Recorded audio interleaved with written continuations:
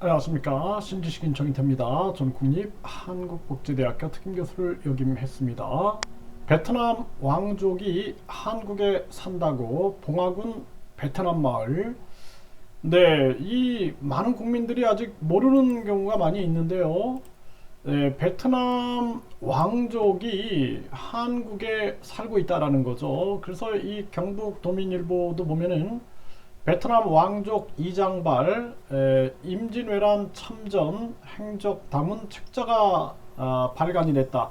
그래서 베트남 왕족 이장발이 임진왜란 때 이제 역할을 하죠. 그래서 임진왜란 당시 활동한 충효당 이장발 행적을 담고 있는 국역서 책자를 발간했다라는 것입니다. 이장발은 베트남 리 왕조의 왕족인 이용상, 이용상의 14대 손으로 봉화 창평에 세거했던 인물이고, 임진왜란 시기에 봉화 지역은 왜군의 점령 지역도 아니었고, 나이든 어머니와 어린 자식이 있는 19세 가장인 이장발은 짐집 대상으로 적합하지 않았다라는 거예요. 하지만 장발의 모친은 3대 독자이자 갓 성혼한 장발에게 전장으로 나아갈 것을 강하게 권유했다라는 것입니다. 이후 장발은 의병장 김해의 서기로 참전해서 문경에서 죽음을 맞게 됐다라는 것입니다. 이 장발의 안타까운 죽음과 그의 충절을 기리기 위해 그의 후손들과 유림들이 사당을 건립하고 충효당이라 명명했다라는 거죠.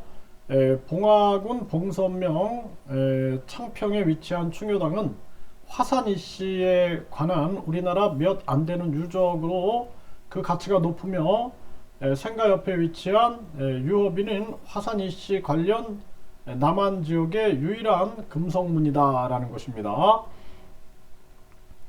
그래서 베트남 왕족인 이용상이 이제 고려 때 베트남에서 귀화를 하게 되는 거죠. 귀화를 해서 리 왕조가 붕괴가 되면서 그러면서 많은 그 탄압을 피해서 고려로 오게 됩니다. 그래서 이용상은 우리가 그 베트남이 몽골의 공격을 3번을 막아내거든요. 이것처럼 몽골이 또 고려를 쳐들어왔을 때 이용상이 이걸 막아냅니다. 그래서 이 부분이 이제 또 고려 왕에게 전해지게 되고 또 큰 또 이렇게 관계를 성립하게 되는데 이런 역사적인 부분이 있어요. 근데 이용상, 이장발은 또 임진왜란, 이게 베트남 사람들입니다. 베트남의 왕족들이죠. 그래서 이 왕족들이 지금 봉화에 이제 그 마을을 형성하는 부분들이 전개가 되고 있는 거예요. 그래서 봉화군에 베트남 왕족이 살아있다. 경북 메일에서 전하고 있어요. 그래서 이러한 부분들, 베트남 역사상 최초의 장기 집권 왕조였던 리 왕조의 후손 이용상이 고려에 귀화해서 한국 화산 이씨의 시조가 됐다라는 거예요. 그의 둘째 아들인 이일청이 안동 부사로 부임하면서 후손들이 봉화 일원에서 세거지를 이루고 살았다라는 것입니다. 그리고 이러한 부분들이 이제 역사적인 사실이기 때문에 지금 봉화에 베트남 마을을 만드는 부분들, 이제 한국 베트남의 교류의 역할을 만들어내는 거죠. 그래서 박현국 봉화 군수 베트남 국가 주석과 만나서 베트남 마을 조성을 건의했다라는 것입니다. 이러한 부분들이 활발하게 전개가 되고 있고, 그래서 여기도 보면은 윤 정부 첫 국빈 베트남 주석이 인구 3만 봉화 군수를 만난 이유가 바로 이 베트남 마을 조성 때문이다. 그 베트남 왕족이 여기에 이제 이런 유적들이 있는 거죠. 이러한 부분들이 전개가 되고, 이 한국과 베트남이 이러한 역사적인 이용상과 어떤 그 몽골전에서 역할, 그리고 이장발의 임진왜란에서의 역할, 이러한 부분들이 역사적인 사실로 기록되어 있는 것입니다. 네, 그래서 베트남 국가주석이 화산 이씨하고의 만남. 네, 그래서 방한 첫 일정으로 종친회와 차담을 진행했다라는 거예요. 그 베트남 리 왕조 왕자가 화산 이씨의 시조다라는 거죠. 네, 이런 부분으로 인해서 만남을 갖게 되는 거고, 화산 이씨는 왕족으로서 또 이렇게 베트남에서도 대우를 해주고 있는 거죠.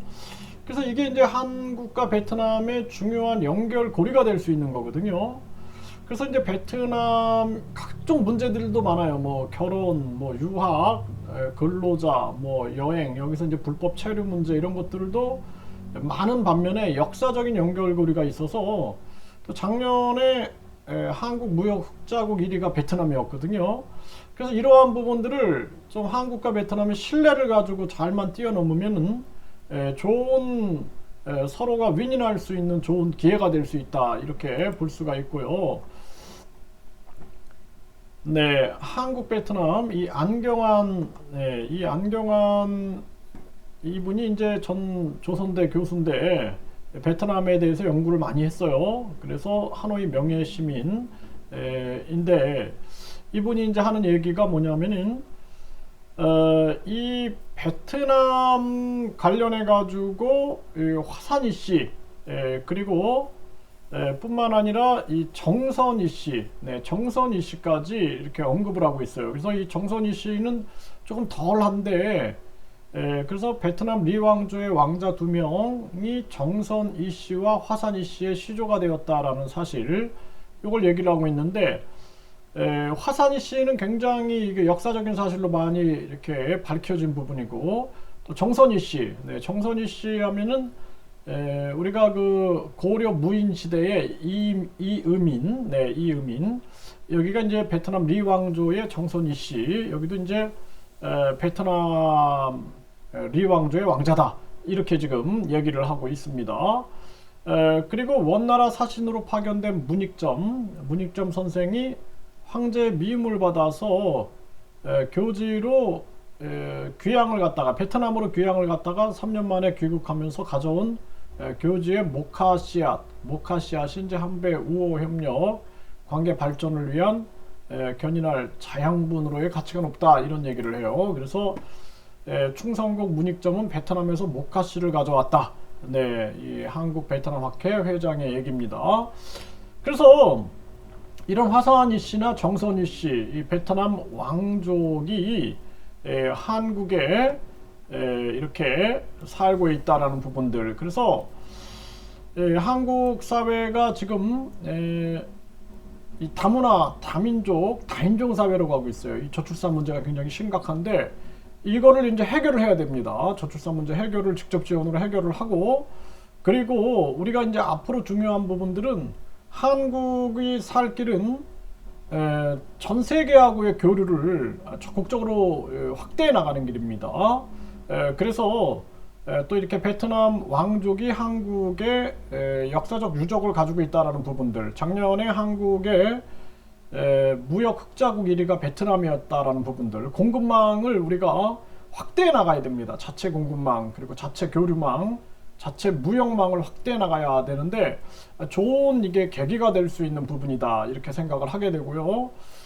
각종 뭐 베트남 국제결혼 문제나 불법 체류 문제, 뭐 또 가짜 서류 문제, 이탈 문제, 마약 문제, 이런 문제들은 아주 심각한 문제인데, 이런 것들을 한국 베트남이 좀 잘 넘어갔으면 좋겠다. 네, 잘 해결하고 진실과 신뢰를 가지고 넘어갔으면 좋겠다, 이런 생각을 하게 되고, 또 이러한 부분들, 우리 한국이 전 세계와 관계를 맺어가면서 협력해야 할 부분들, 이것이 굉장히 중요한 숙제인데, 이러한 역사적 고리를 통해서 한국과 베트남의 좋은 또 이 교류의 장이 된다라면, 이것이 국익에 큰 도움이 될 수 있다 이렇게 생각을 하고요.